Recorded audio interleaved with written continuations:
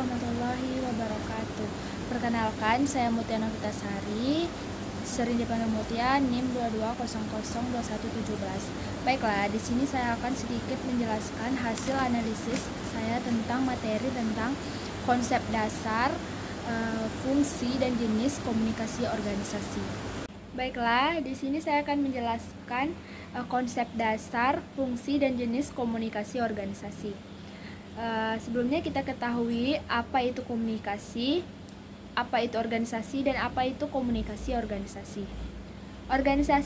Komunikasi adalah suatu proses penyampaian ide, gagasan, atau informasi dari seseorang ke orang lain, bahkan ke sekelompok orang, sehingga terjadinya satu interaksi, dan interaksi tersebutlah yang kita sebut sebagai komunikasi. Sedangkan organisasi adalah sekelompok perangkat atau sekelompok orang yang saling bekerja sama untuk mencapai tujuan bersama.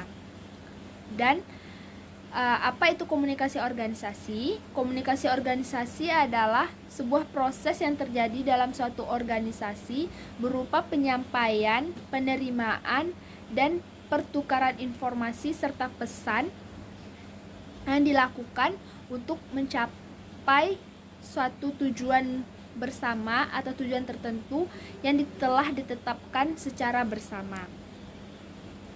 Baiknya, selanjutnya saya akan menjelaskan tentang fungsi-fungsi komunikasi organisasi. Fungsi komunikasi organisasi itu ada 4. Yang pertama ada fungsi informasi. Dalam organisasi ini atau dalam fungsi ini, organisasi bertindak sebagai suatu sistem yang memproses informasi. Proses informasi yang hadir dalam organisasi tersebut diharapkan dapat memberikan dan menerima informasi yang baik untuk tercapainya kelancaran dalam organisasi. Yang kedua ada fungsi regulatif, atau fungsi ini disebut sebagai pengendali, yang diharapkan dapat memperlancarkan peraturan serta pedoman yang telah ditetapkan oleh pemimpin dan anggota organisasi. Maksudnya apa? Misalnya seorang pemimpin yang telah menetapkan suatu peraturan dalam organisasinya yang dijadikan sebagai pedoman dalam organisasi tersebut yang harus dipatuhi oleh anggota-anggota organisasi, bahkan pemimpin organisasi tersebut. Sehingga seperti apapun peraturan-peraturan tersebut, jika kita atau anggota tersebut sudah masuk dalam organisasi tersebut, suka tidak suka, mau tidak mau, peraturan tersebut harus dipatuhi. Jika tidak ingin mematuhi atau tidak sesuai dengan peraturan tersebut, bisa keluar dari organisasi tersebut. Selanjutnya yang ketiga ada fungsi persuasif, atau fungsi persuasif ini bisa disebut sebagai motivasi bagi anggotanya. Fungsi persuasif ini yaitu fungsi memberikan perintah. Fungsi ini dilakukan oleh pemimpin. Dalam fungsi ini, pemimpin memberikan motivasi kepada anggotanya, bagaimana cara anggota tersebut memberikan motivasi kepada anggotanya atau memberikan arahan kepada anggotanya, menjelaskan apa yang harus dilakukan, bagaimana cara mereka bekerja yang baik, dan apa yang dikerjakan dengan baik agar tercapainya suatu pekerjaan yang baik juga. Selanjutnya ada fungsi integratif, yaitu penyediaan saluran atau hal-hal yang dapat mempermudahkan anggota organisasi untuk melakukan pekerjaan dengan baik. Maksudnya seperti apa? Seperti setiap anggota dapat memberikan tanggapan rasa emosional kepada pemimpin terhadap pekerjaannya. Misalnya seperti pada saat jam istirahat, para anggota tersebut bisa menemui pemimpinnya untuk memberikan pendapat tentang rasa kekecewaan atau kekurangan dalam menyelesaikan pekerjaan, dengan cara berunding kepada pemimpinnya bagaimana cara menyelesaikan pekerjaan ini dengan baik, sehingga memperlancarkan suatu pekerjaan dalam suatu organisasi. Selain fungsi, ada pun gaya komunikasi pada suatu organisasi. Dan gaya ini ada 6. Yang pertama ada the controlling style, mengendalikan dengan ditandai dengan adanya kehendak atau maksud untuk membatasi atau mengatur perilaku dan tanggapan orang lain. Yang kedua ada the equalitarian style, adanya landasan kesamaan dalam gaya komunikasi ini. Tindakan komunikasi dilakukan secara terbuka. Artinya apa? Setiap anggota dapat memberikan tanggapan atau gagasan dalam suasana yang santai.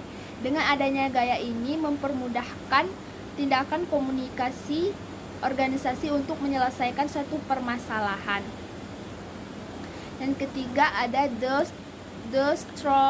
structuring style, komunikasi yang berstruktur, yaitu menetapkan perintah yang harus dilaksanakan secara terjadwal dan terstruktur.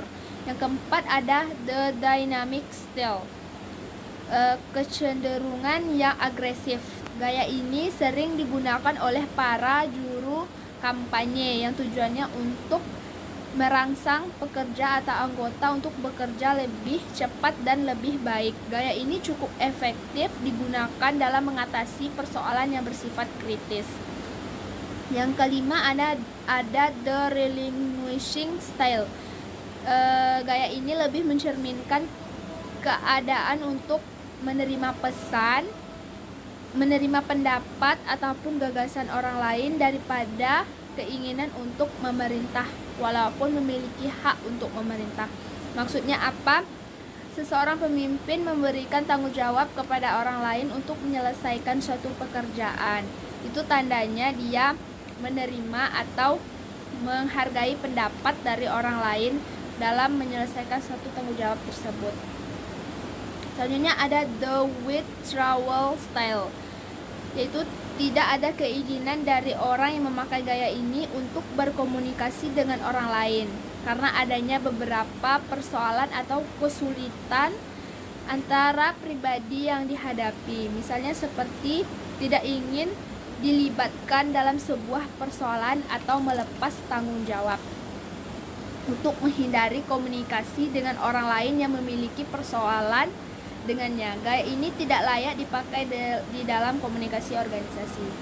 Selanjutnya ada jenis-jenis komunikasi organisasi. Ada 2. Yang pertama, jenis internal yang berfokus pada interaksi atau upaya untuk membangun relasi sesama anggota organisasi. Contohnya seperti upaya mengubah suatu visi yang sudah ada sejak organisasi ini muncul. Mengubah visi ini dapat dilakukan dengan menyatukan pendapat setiap anggota melalui diskusi serta komunikasi antar anggota dan pemimpin. Yang kedua ada jenis internal yang dibangun dari pihak luar organisasi. Ini biasanya digunakan untuk mendapat atau memperoleh sponsor atau iklan dalam mengembangkan kerjasama yang dibutuhkan suatu organisasi dari pihak luar.